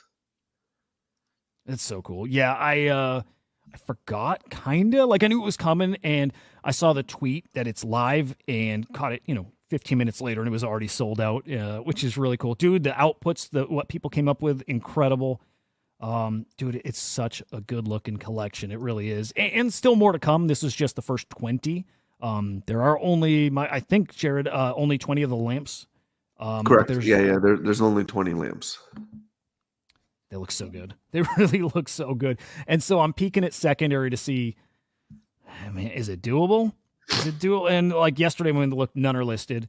And today, like, there's a listing at 420 ETH. So basically nobody's willing to part with these, and I get why. They're just so cool. To me, it's what's really exciting about this is, one, the physical lamp component, but two, I think it was scaled perfectly, right? Like, there's not 50 lamps and you're like, and like 15 of them are like hanging around waiting for somebody to buy it. Like with 20 lamps there, and look, $3,000 for a lamp is a lot of money. I'm not going to sit here and say like, this is a screaming deal. But I feel like in this space, with MPCaus's reputation, 20 lamps feels appropriately sized. I mean, at that rate, all you need is 21 people clicking, buy, for this to be considered a success. It's scarce enough to, like, I think, prompt immediate action, but like available enough that like you had a shot at it. And I don't know, this just feels like incredibly well executed. Yeah, like so freaking thoughtful with it's the size and the different types of physicals too. Like the next batch that mints, I think that's the public sale, and it's 300-ish editions, and out of those it's like 40 or 60. I can't remember the exact number. Somewhere between like 40 and 80 there is a physical too. But picture if it were just one side of the lamp and it doesn't light up, right? It's more like a still 3D, but a flat thing you can hang on the wall. They were really thoughtful with, like you said, the edition sizes and what's going to get people, what's going to drive them to collect, because they're still exclusively across all these different phases, and I cannot wait to see them hit secondary, because I do think there's going to be demand for them there. But yeah, just what a hell of a collection. Yeah, I'm congrats to MPCause for the successful launch of this, and I just think that overall, again, I'm not like standing in line to spend $3,000 for a lamp. It's not my particular cup of tea, but I did play around with the generator. Like there's like clear palette favorites. There was like clear geometries, and I could see how people got really, really into it. It's not to say I wouldn't want one. I think they're beautiful. I would take one in a heartbeat. But if I've got 1 ETH, a little over 1 ETH right now, it's going towards something else. But I mean, look at Deez. Yeah, I love that one. Deez is an amazing supporter of everything art blocks, right? Like he goes to Marfa. He's just a huge fan and supporter of Snow, everything he does, and it's just cool to be able to see somebody like Deez like just really digging into it. Yeah, dude, it's this is like way up my alley. I just freaking love it. Where the hell is? Hang on. Where is? I'm trying to find the details on when the next phase is. I want to at least put that up. I think it's like next week, by the way. But yeah, I can pull it up on the Art Blocks Discord. Because that one I may try to get into. I would like to. Let me see. But yeah, for the life of me, I can't remember the price. I can't remember how many editions. And again, these are also just on top of like loving the art, but to like kind of gauge the market here. Yeah, look, I think MPCause does an incredible job with composition in general. Like he's brilliant at the way he pulls all of it together, and like what's cool to see is like a lot of people admire what he's building and creating. So that's exciting. So it said on the 16th was the 20 pieces. There's going to be an on-chain ranked English auction of 300 pieces on the 21st. There we go. Okay, cool. So 4 days away. And then on the 24th, orders for a wall sculpture, and that will be limited to 30 wall sculptures. Oh, it's tiny. Okay, there we go. Then that's the numbers we're looking for, is way off. So it's not 40 to 80, it's 30, just 30. So you go and you get in on this auction, 300 editions. Oh, man, I'm excited for that. I am going to try for this. And then I don't know if it's first come, first serve. I bet it is, but maybe it will just say first 30 to try to get into the physical, get the physical. And just picture this framed, flat. But and again, I do think there's depth. I do think it's still printed. There It's is. got, yeah. Yeah, like when you rotate it, like the way it's cut is there's like these slices that are colored that have like different geometries and texture, depths and textures. Oh, it's so fucking cool. I don't know why. This one just like, this one speaks to me. I love it. Yeah. I love it. Well, it's cool that they're doing those. So you did the lamps where you got to play around with the algorithm, but then like what's cool is you're doing the 30 wall hung pieces after the mint. So like you're not blindly minting something. You're actually, well, you're blindly minting something, but then the piece that you get to create into wall art. It'd be interesting to see if people pay up for like this, like quote unquote beautiful pieces on the NFT side, only to have to be able to create the physical to it. Yeah. Really good point. Man, cool shit. I freaking love it. All right, so next week we'll certainly talk about that when it's go time. I will try.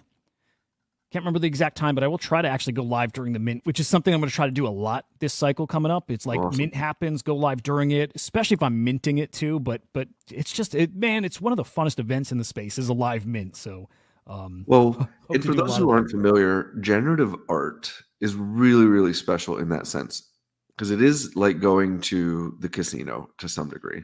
Because what happens is the way the algorithm works is there's a set of you put a set of rules on chain, and then the way like when you mint, the hash related to that transaction becomes the input to create your output. So you essentially have this like randomized generator that you throw a hash into and it creates an output based on like your wallet, the hash, and all this other stuff. So even though like everything, like you can peruse the the palettes and the different geometries, there's no guarantee about what you'll get. And that's part of what I love about generative art. And it's part of the reason why it's my first love for this space is sorry, I spit on my computer, is because there's these what I call unintended outputs. Like there's just stuff that like even the artist in their wildest dream would have never dreamt up could have come out of the algorithm. And the most notable of it is the goose out of the ringers, right? Like it's not like Dimitri programmed, put in a goose.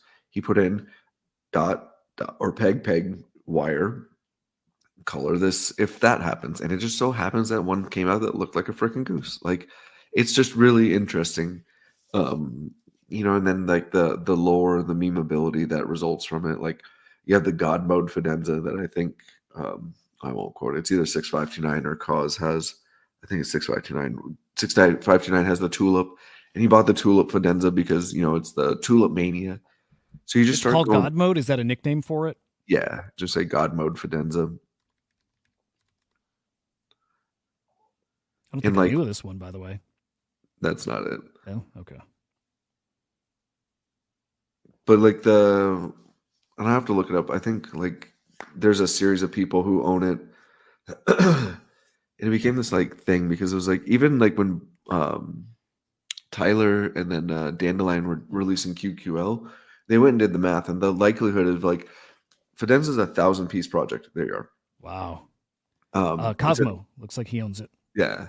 So it's like a 1,000-piece project, but you would have had to run the algorithm in theory 10,000 times. So 10,000 1,000s in order to have the likelihood of that happening. So it was part of the inspiration behind QQL is to be able to say, what are the corners of the algorithms that exist that maybe others have not found, or that wouldn't have been known if people weren't allowed to explore with it. So just the lure of it. And again, I'm not saying there's gonna be a god mode for Denza for this one, but in these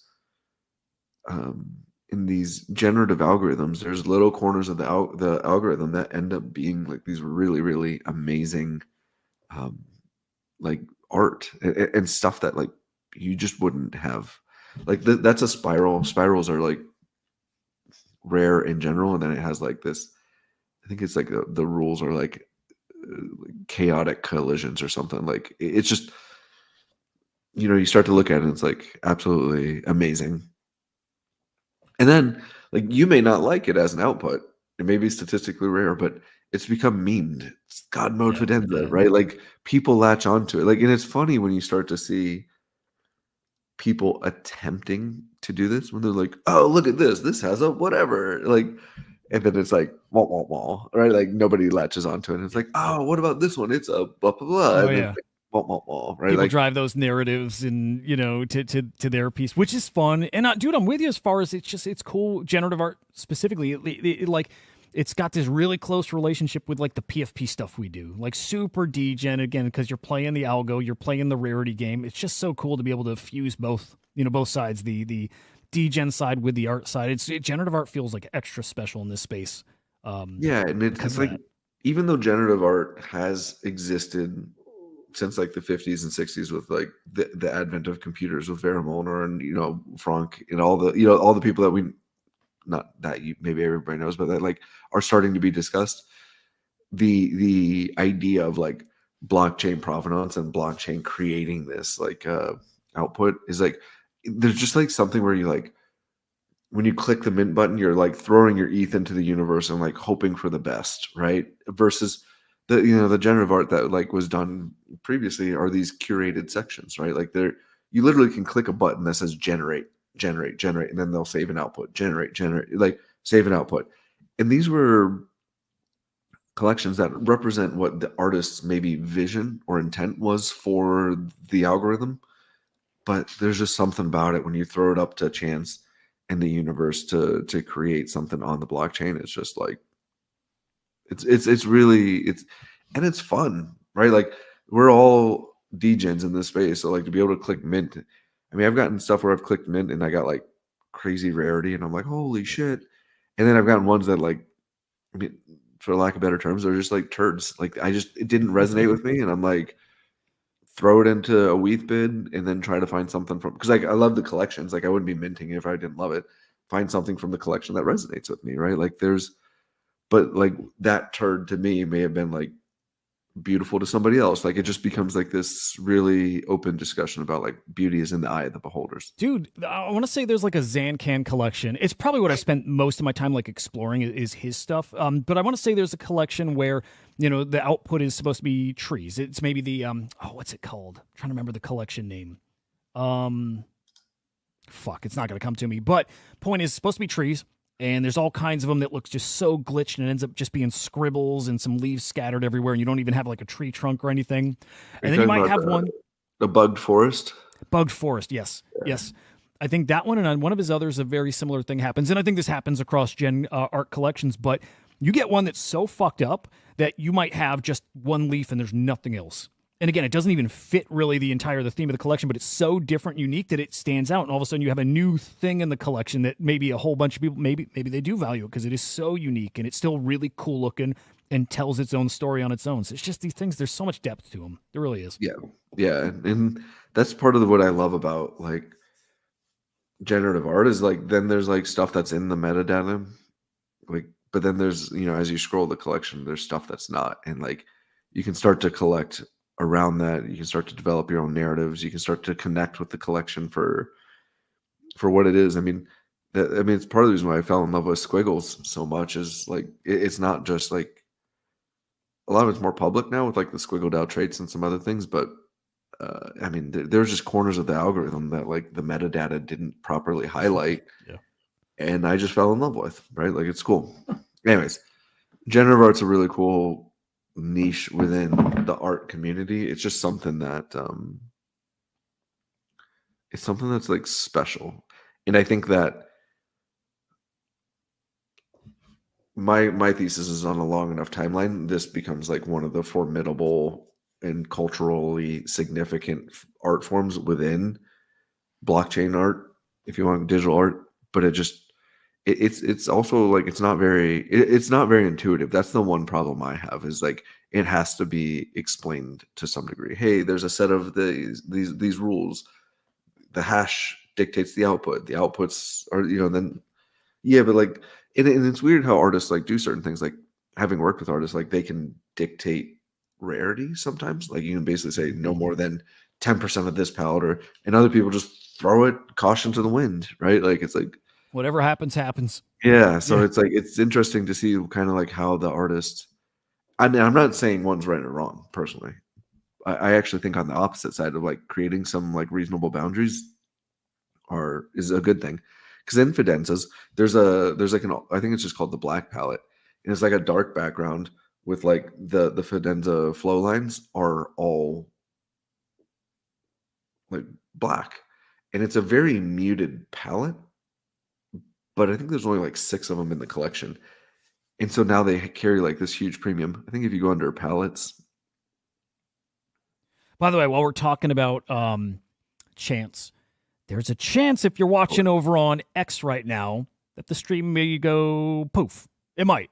Just a heads up about that. If so, come over to YouTube. It's still streaming over there. SlamX Official. You'll find it over on that account. 2 colors. Oh, colors. Okay, here we go. Oh, maybe click on. There's black. No, that's not black. I misquoted it. There's dark lifestyle. Dark lifestyle. Yeah. Yeah, so there's only 6 of them.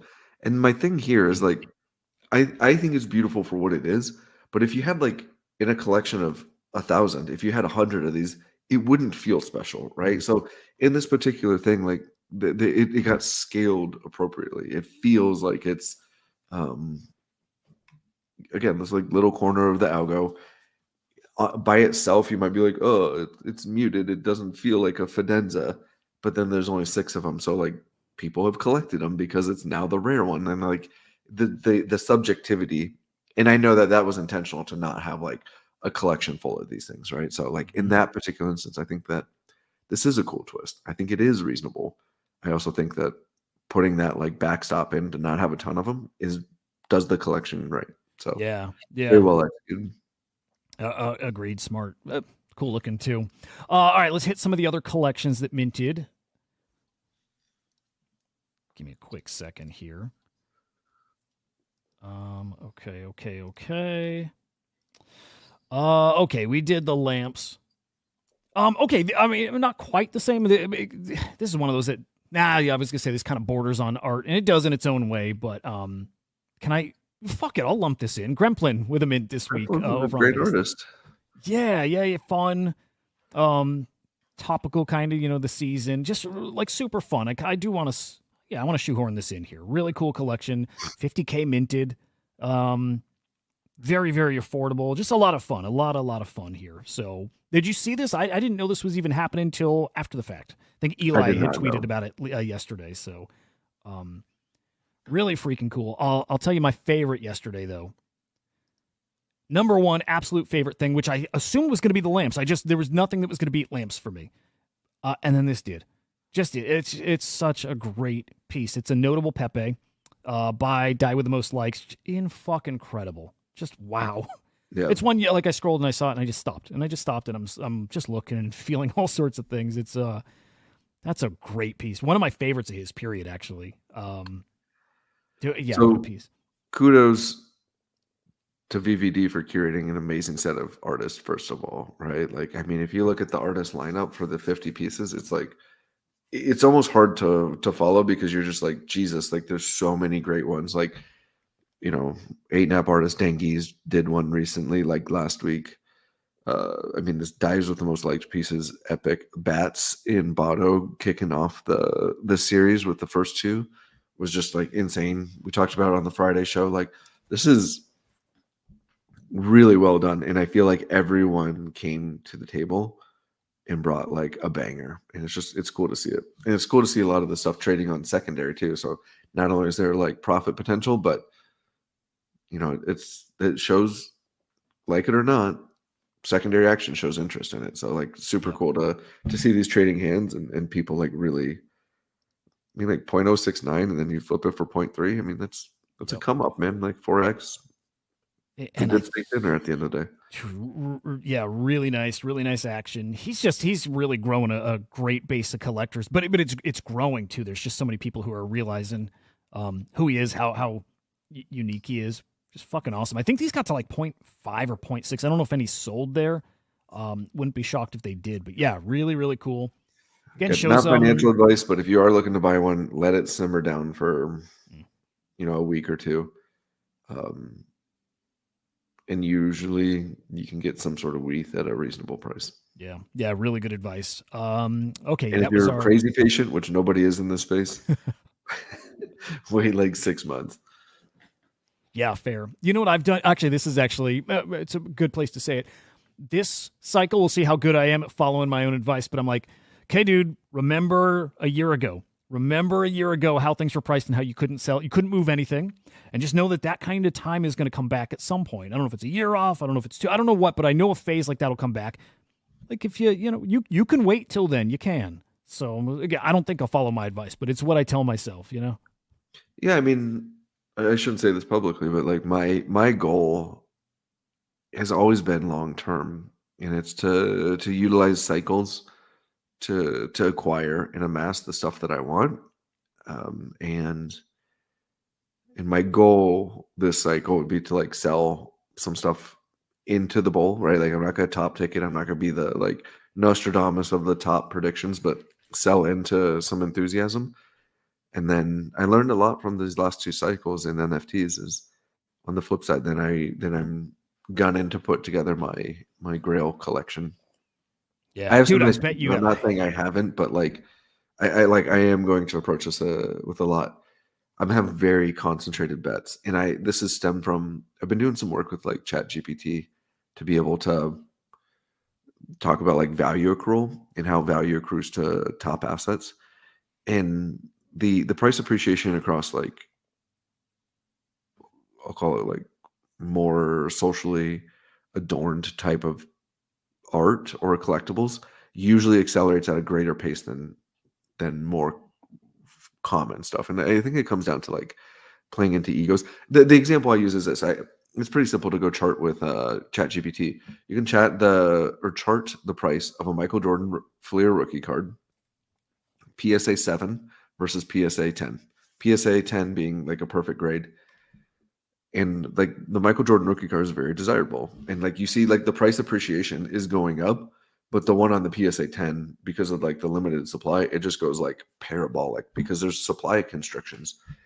And what I've noticed, because I charted this too of like luxury real estate, in a beach community versus like, and I use California because it was like relatively familiar, like a particular thing versus an inland community.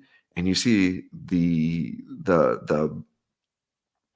coastal communities have a greater appreciation and less of a dip. And I just think that what it's proving out to me is, generally speaking, people who have money buy what they want, and they aren't as desperate for sales as others, and when they want something, they go get it. And I think that there's a really interesting narrative that in a digital economy where you're not having to go into an art gallery, in your favorite city of X, Y, or Z, and everything's commercially available. I mean, like you pulled up Magic Eden. Oh, where was this? And here's the history and the blah, blah, blah, blah.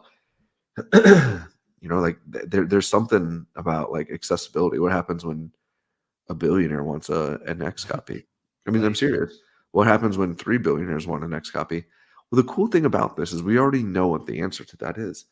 And this is where like I posted about this, but I've just like I'm a big fan of Cos, but the Medici minutes from Cosimo is like insane. If you haven't signed up, I'm not on the team. I have no ulterior motives, but go sign up because it is just like these mental models that are like ridiculously well thought out.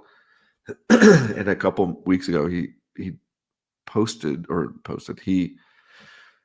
he gave a brief description about there's a sculpture that has like an edition of 6. It's really simple. Yeah, like you just go click on the link, put in your email. You get it every Friday. If you can spare 5 minutes of your weekend, which whether you're putting the kids down, sitting on the can, walking around, eating breakfast, like you can do 5 minutes. But going back to this analogy, there's 6 editions of this this sculpture, and it's a famous sculpture. I didn't know about it, admittedly, but 5 of them reside in museums, and there's one available to the public. And Kaz's perspective was like, it's interesting when you can have like an edition hit like networked capabilities from a networked type of thing through an edition, but then have the or have the scarcity of a one of one because only one's available outside of a museum, right? Outside of a permanent collection. And this edition sold for 250 million to some billionaire. And it was really interesting to because there's this concept of like, oh, editions shouldn't be worth as much as one of ones, and it's like, no, like actually, that there are like X copy editions, and you're seeing them, they're selling for like crazy premiums because they're starting to have that networked enthusiasm for them, and they're getting locked up at like insane rates. So just something to like, when you're thinking about like where you're going or how you want to collect, like edition doesn't mean less money. If you're able to find that networked edition, there's something potentially very, very interesting about it. Just hearing you talk about this and how you study and plan and how somebody like Cosmo thinks about it gets me thinking of this fucking meme. This is who you're trading against, and we always see like the funny version of it. It's just like just some goofballs and Jakey's fucking awesome, but there's also these other guys you're trading against who are fucking gangsters at this, who are like very analytical, very smart, very experienced. So keep that in mind. You're also trading against them, and those are probably the people you really want to be paying attention to. Trade against them, but trade like them too. Like there's some really, really smart guys here. And I think like it comes down to like timelines, right? Like I've decided that I cannot be glued to my my computer 24/7. It's just not conducive to the lifestyle that I have now with my kids and family. So therefore, I've adopted a longer time horizon, right? Like, is X going to be influential? Yes. Is there a narrative around X? Is there a community? Not X, like the platform, but like, this piece of art, this artist. And I think that there's something really like, to me, it's almost like, I'm not very Zen. I'm not like, I need to go meditate guy, but there's something very Zen about, when you don't have to worry about like the price action every 15 minutes and you're able to like really like chill out, like ride your thesis and enjoy it. Like it becomes a really interesting dynamic. Yeah. Dude, I'm so scared scrolling these days on X. Like, dude, I know. It happens every once in a while where you're like, oh shit. Yep. Dude, wild shit out there now. Okay, we did lose the X stream. Totally fine. I stream a different way now. I don't know if maybe I've showed you, maybe I haven't, but there's like cool overlays over the show now, like tickers and stuff. It's really neat. When I do it, I have to define like when the show starts and it stops. And I set this for an hour and a half, but it's more than an hour, so it cuts off right then. So that's something I'll probably set this one much longer on Thursdays because I can kill it whenever. But anyway, we lost X. Hopefully they joined over on YouTube. If not, see them tomorrow, The other big mint this week, and this was yesterday or the day before, but it was, oh, dude, so cool. Let me get down to it. But Def Beef's mint, what was this called again? I have to go into, damn it, you put me on the spot. I'm going to go into his Discord. I don't know. Movable type. I beat ya. Thank you. There it is. Just really, real cool mint. So Def Beef last week said, hey guys, just so you know, I got an open edition coming. It's like, let me set your expectations. You might not love it. It's not his words, but he's like, it's not going to be like a typical Def Beef. It's cheaper. It's simple. Just kind of, again, making sure he didn't get beat up for any reason. But then when he reveals it, it's really freaking cool. It's something we've seen bits of before, different spins and takes. It's a bunch of characters and you mint letters. I don't know if there's any like kind of, punctuation marks, anything like that, but you craft your own word or sentence or phrase or whatever. And man, do I love that stuff. And man, do I love anything Def Beef does. So here is movable type minted on the Shape L2, which I love seeing the artist supporting. X copy minting over there, which actually we didn't even talk about that, but X copy minting on Shape and DK minting on Shape, who's had a whole wild couple weeks too. And now Def Beef. Dude, first off, just so fucking awesome seeing the artist support it. Like, just awesome. They don't have to do that.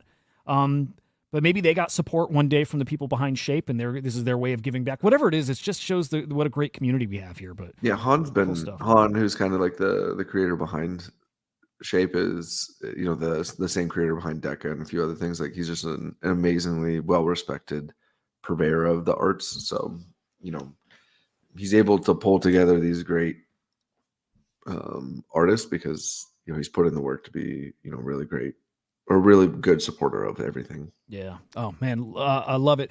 I did not know that that this wasn't just like a forever open edition too. It's just what I was expecting. I wasn't worried about getting in on mint date, and even if I did, there's plenty of time to mint. I think it was open for hours and hours and hours. But the mint was turned off, so you cannot mint these right now, which I think is really cool. Interesting. And it will get turned back on. It sounds like I don't know what Jeff Beef is just like I'll do it when I want. I'll just open it up when I want. For now, go play, go collect on secondary, start crafting, and I think that's a lot of fun. And I think, like, okay, I don't know a ton about Shape, but I think it leans into some of Shape's strengths, which is, kind of, it's not gamifying, but you have a little more control over some of these works too. Just really freaking cool. I've not looked yet at the collection and what people are actually crafting, the sentences and phrases yet. I do want to see if I can find them, but did you mint any? Was this... I didn't. I think I got to it when it turned off because I was trying to like move letters into like that thing, and it got to be a I couldn't get to it. I wanted to do some like fun stuff, like again get like Squiggle Maxi and like just a few really fun things that were representative of like me and my style. Because even if like to be able to put like you could like nap as a word, right? Like. So to get the number 8 and then nap, put it together would have been like a really fun thing. Not that it would have been marketable or anybody would have been like interested in ever buying it, but it would have been something special. It's fun, yeah. It's like it makes things feel it just makes things feel a little more yours when you're part of the kind of process of creating it. So I dig it. Yeah, people have started putting together their words and phrases. Which is fun. I wonder if there's anything that just like, strikes you as like super clever. I got to find like the whole gallery of it though. But yeah, these are neat. I just like seeing us play. Deeple's stuff is kind of like that too. Designing your own character, your own little avatar. Yeah. And I understand why, but like the Deeple thing, I was like, I wasn't on the allow list. I'm like sitting here like begging people to like somehow find me a spot or mint me like something. Because I created the character, but then you didn't get to like actually partake, right? Which is fine. It is what it is. And this one in particular, I wish I would have like known that it was gonna be open for a certain period. I didn't know that, right? Like, and I'm in Def Beef's Discord. I should have read the announcement. I should have known all that stuff, but just overlooked, right? And Yep. I think that I think it'll be fun. I think the bigger picture for me here is just like the reaffirmation of how brilliant Def Beef is, and how dynamic of an individual he can be, right? Like, he's done everything from hash marks with Bright Moments, where you literally had to travel to Patagonia, and he through metallurgy and handcrafted these like metal pieces that are represented, have a representation on the blockchain that then have to be attested for 10 years in order to remain, like just like some like really bizarre things, dude. And again, I don't know if you remember, but he coded that second to last squiggle and the contract for Snowfro to be able to like have the like 7,000 whatever it is people Mog made it. How funny is that? And versus, and then all like the stuff like this, like he has this thing called Corona Photographs, which is like an incredible contract. He has this, which is like just the ability to think of this sort of like end user usability, but B, then execute on it. I mean, I've been talking to an artist, I won't say who, with like a concept like this, and we were like trying to like dream up different mechanisms or how to even code it, like who to even get to code it. And then when we saw this, we go, fuck. It was like, oh, got it. Yep. So yeah, I think that there's just there's something about Def Beef that every single time my jaw drops. Like he's just incredibly talented. And again, whether you like the art or not, like you got to take a step back and admire the person and the creative and like what they're doing. And in full disclosure, like I found Def Beef stuff pretty early, and like a lot of his like audio synth stuff, and I just didn't quite get it. and much to my regret, I did not buy any. That's right. funny. But and again, I talk about this is like, sometimes when you lose like that, it's a good thing because it helps you like, okay, like what did I miss? What can I learn from this scenario, or what is it that I didn't get, right? And I think that to me is the thing with Def Beef was it was less about like the noise that was on your screen, and it was more about like the depth of like genius that could be put towards it and behind it. So Yep. We had almost the opposite experience with early Def Beef. I also found early. I can't remember when it, like very early, if not first collection. Like February 21 or somewhere in that ballpark. Very early 21, dude. Right away. Right away, I remember seeing. I'm an audio guy. Like, I went to school for audio engineering, so that struck me immediately. And then just like the thought that goes into it, and the contract and on-chain mechanics of it. And I messaged my brother. I'm like, holy shit, dude, this, like, we have to find a way. And they weren't expensive. They were like 0.05 to mint, something like that. It was like very affordable. But back then I didn't have that. And then to see what they did, and now seeing him years later, and the reputation and legacy and everything, it's not surprising, not one bit. Guy's different. He's just different. When you start to, like, this is another theory that, I mean, we're getting off track a little bit, but this is something I'm trying to wrap my head around, is like, there's this narrative of like first, like, oh, so and so's first, this is first.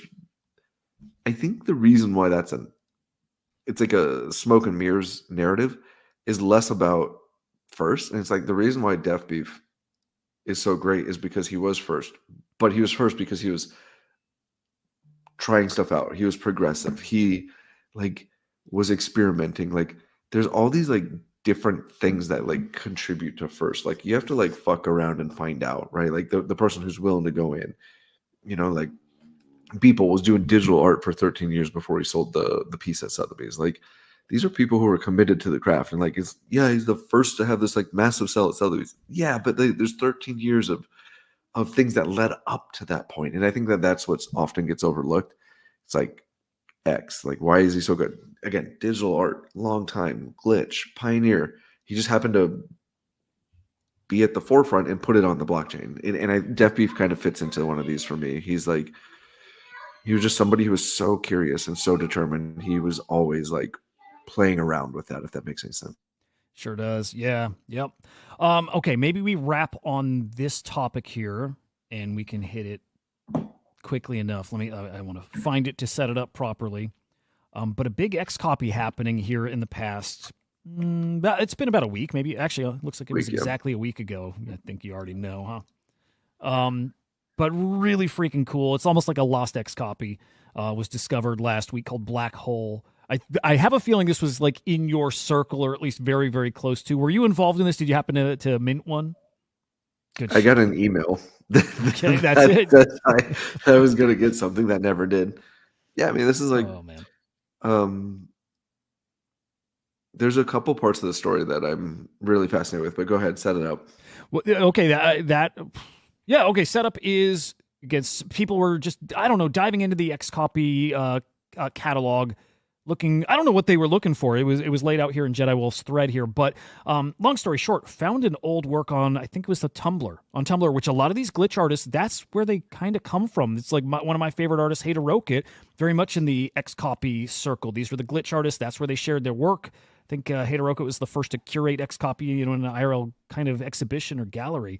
But the fact that people went back and found some X copy works on Tumblr, and this old one, and they noticed some themes or some assets in there that have carried forward to today's works. Anyway, they keep digging and digging and digging with this one in particular, and they found there was still a link up to buy it. It was minted at some point on chain, and degens do what degens do, and they went and bought it. Where it went from there, I think it feels like it went to a black hole. But there's your setup, lost X copy, newly rediscovered, and I think the story is still being written, to be honest. Well, so it was an addition of 100. All of them have been quote unquote claimed. I think this is like, it was a link to Coinbase to deposit the money. Coinbase says you have to go to the artist to get your, like, if it doesn't automatically show up, then the artist owes it to you. But then like X doesn't have the rights to that because it's through a platform that doesn't exist anymore. Like, so like there's a to me, this is what's really interesting is now, like, there's something on chain that says you claimed it. Like, it would be interesting. Is this just a quote unquote? Because so what? The other part of this is like, yes, it was a link through Tumblr, but X deleted the link from his Tumblr, and then it was in the replies that had the original link because it didn't delete it from the replies.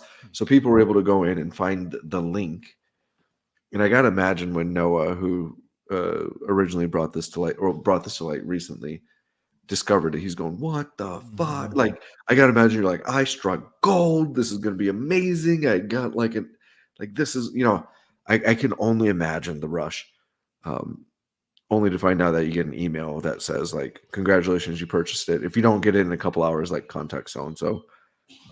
So two things that are interesting to me is one, that even still existed, right? Like a bunch of the degens that we are, like that link got shared in a few chats that I'm a part of, as like, "Hey, did you see this?" And then nothing ever came. So it's like, it's named black hole too. So like, was this a performance art, right? Where it's like you just throw your money into a black hole? Was there originally an intent there that's not there anymore? X has been somewhat silent on it, but like, there's just two things. It proves out like the genius of X, or maybe we're extrapolating all this genius and putting our own narratives towards it. And B, like, I'm really excited. Like, does X? I mean, because yeah, they're like $30-$40, right? Like, this is insane to think like what an X copy used to mint for back in the day. But it was just interesting to me to be able to say like, "Hey, like, is this it's now recorded on the blockchain. Like, are you going to be able to provide that receipt and say, 'Hey, X, like, I was one of the 100'? Like, does he come back and say, 'Hey, here's what it is on a new chain. Here's a consolation prize.'" Like, there's just like this narrative that like we could start to weave all day long as a result of it. And a lot of it's hopium, but a lot of it's like really cool to think of, like, back when this was created on Tumblr, like, you didn't know 5-6 years later that it would be this.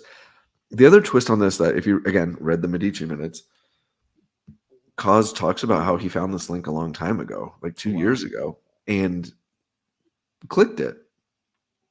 So then there's like this really interesting thing of like, there's X copy enthusiasts who are doing this discovery and looking and overturning every single rock that they can.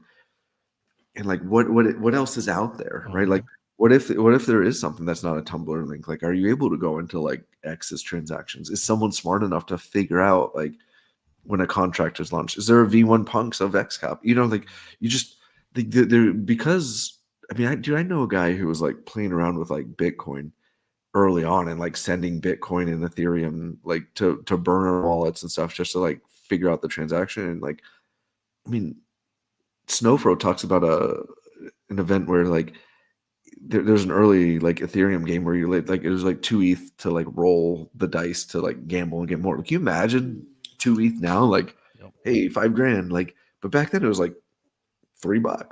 Like, it was just like there's a lot of stuff that was done without the foresight of like what it could be. So this is a really cool story to me. Yeah, it's like the lore in this space just keeps getting cooler and cooler. And X copy specifically too. He's just got a cool ass story, and here's just another page or chapter that's again still being written. It's just so much fun. I wonder if he'll address it or mint something, or I hadn't even considered if that was always the intention, that it was, nothing minted. And I think I heard that the receipts are being traded. Is that true? Have people sold the receipt somehow, like the email or like an IOU? I think it Maybe. I don't know. I'd like I said, I was on the road, so I had a buddy put $40 into it. I sent them $40, and so there's an email that technically belongs to me. And I mean, who knows? Who knows what comes of it? I would be I'd be surprised if anything does. But again, it's X, and you just never know. Yeah. Well, we'll watch it unfold over time here. Freaking awesome. I also wouldn't surprise me if he mints stuff under other names and accounts. He just strikes me as that kind of guy, just like always doing stuff. Who the hell knows? Yeah. Fascinating shit. All right, I think we'll call it there. Well, let me ask you, any other big art happenings here in the past week or two that we No, missed? you covered all the stuff that I was thinking about this morning. Okay. I will say, because I gotta go jump to an artist meeting, but uh, shameless plug, 8nap art. I realize I'm bad at saying some stuff.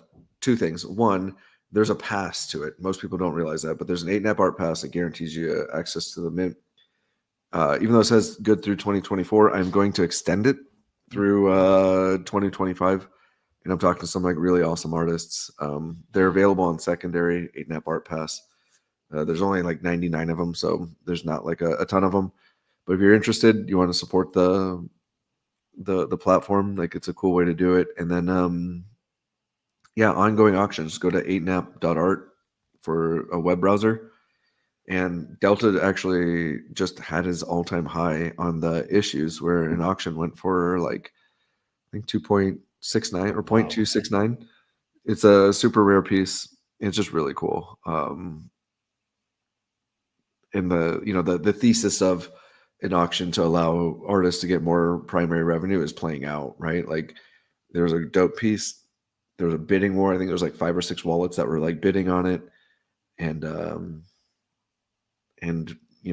he's able to derive more primary, and somebody's able to add to their wallet a beautiful piece. So excited. It's working, dude. It's working. The thesis is working. I love it.